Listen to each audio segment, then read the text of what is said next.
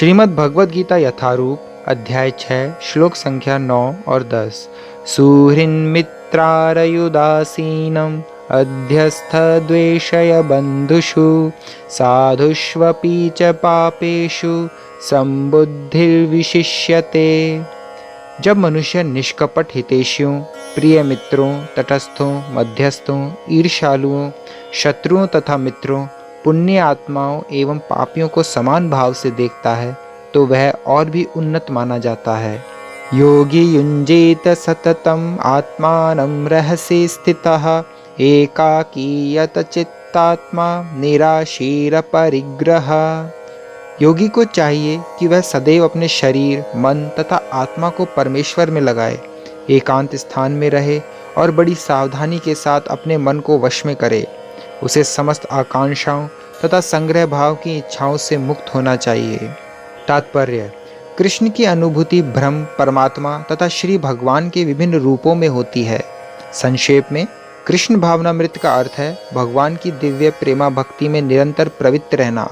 किंतु जो लोग निराकार ब्रह्म अथवा अंतर्यामी परमात्मा के प्रति आसक्त होते हैं वे भी आंशिक रूप से कृष्ण भावना भावित हैं, क्योंकि निराकार ब्रह्म कृष्ण की आध्यात्मिक किरण है और परमात्मा कृष्ण का सर्वव्यापी आंशिक विस्तार होता है।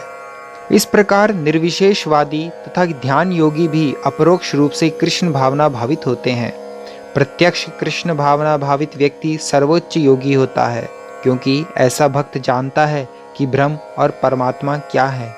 उसका परम सत्य विषय ज्ञान पूर्ण होता है, जबकि निर्विशेषवादी तथा ध्यान योगी अपूर्ण रूप में कृष्ण भावना भावित होते हैं। इतने पर भी इन सबों को अपने अपने कार्यों में निरंतर लगे रहने का आदेश दिया जाता है, जिससे वे देर सवेर परम सिद्धि प्राप्त कर सकें। योगी का पहला कर्तव्य है कि वह कृष्ण पर अपना ध्यान सदैव एकाग्र रखे। उसे सदैव कृष्ण का चिंतन करना चाहिए और एक क्षण के लिए भी उन्हें नहीं भुलाना चाहिए। परमेश्वर में मन की एकाग्रता ही समाधि कहलाती है।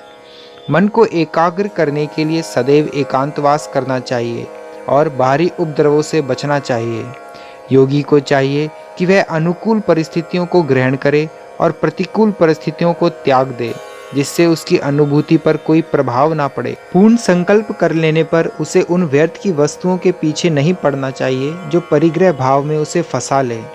ये सारी सिद्धियां तथा सावधानियां तभी पूर्ण रूपेण कार्यान्वित हो सकती हैं जब मनुष्य प्रत्यक्षतः कृष्ण भावना भावित हो, क्योंकि साक्षात कृष्ण भावनामृत का अर्थ है आत्मोत्सर्ग, जिसमें संग्रह भाव, परिग्रह के लिए लेश मात्र स्थान नहीं होता।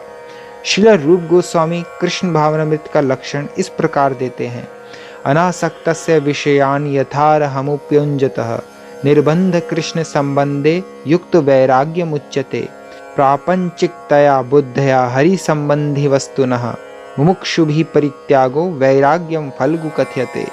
जब मनुष्य किसी वस्तु के प्रति आसक्त न रहते हुए कृष्ण से संबंधित हर वस्तु को स्वीकार कर लेता है, तभी वह परिग्रहत्व से ऊपर स्थित रहता है।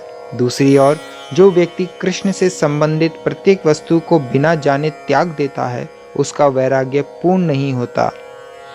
कृष्ण भावना भावित व्यक्ति भली भांति जानता रहता है कि प्रत्येक वस्तु श्री कृष्ण की है। फलस्वरूप वह सभी प्रकार से परिग्रह भाव से मुक्त रहता है। इस प्रकार वह अपने लिए किसी वस्तु की लालसा नहीं करता। वह जानता है कि किस प्रकार कृष्ण भावनामृत के अनुरूप वस्तुओं को स्वीकार किया जाता है और कृष्ण भावनामृत के प्रतिकूल वस्तुओं का परित्याग कर दिया जाता है। वह सदैव भौतिक वस्तुओं से दूर रहता है, क्योंकि वह दिव्य होता है और कृष्ण भावनामृत से रहित व्यक्तियों से किसी प्रकार का सरोकार न रखने के कारण सदा अकेला रहता है। अतः कृष्ण भावनामृत में रहने वाला व्यक्ति पूर्ण योगी होता है। हरे कृष्णा।